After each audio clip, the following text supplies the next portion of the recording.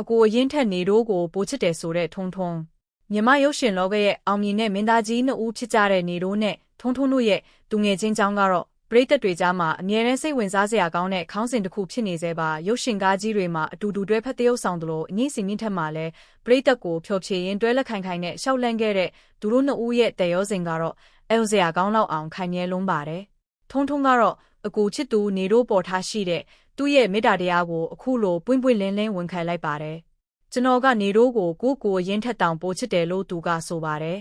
ဒီလိုထူးခြားတဲ့ချစ်ခင်မှုရဲ့အဓိကအကြောင်းရင်းကတော့နေတို့ရဲ့စောင့်ရှောက်မှုနဲ့လမ်းညွှန်မှုတွေကြောင့်ဖြစ်ပါတယ်အသက်အရွယ်အားဖြင့်နေတို့ကပိုကြီးတဲ့အတွက်ထုံထုံတယောက်လမ်းမရောက်အောင်အကောင်းဆုံးချစ်အောင်အမြဲတမ်းဆုံးတုံတင်ပေးလိရှိပါတယ်ထုံထုံကလည်းအကူချစ်သူရဲ့စကားကိုအမြဲတမ်းနားထောင်ပြီးအလေးထားသူဖြစ်တဲ့အတွက်သူတို့နှစ်ဦးကြားမှာညီအကိုရင်းထပ်ပိုတဲ့တရောစင်ကြိုးတမြင်တိဆောက်နိုင်ခဲ့တာပါအမှုပညာလောကရဲ့ပြိုင်ဆိုင်မှုတွေကြားမှာဒီလိုမျိုးအပြန်အလှန်လေးစားချစ်ခင်တဲ့ညီအကိုနှစ်ဦးရဲ့ဆက်ဆံရေးကတော့ပရိသတ်တွေအတွက်အားကျစရာကောင်းတဲ့ပုံရိပ်တစ်ခုပဲဖြစ်ပါတယ်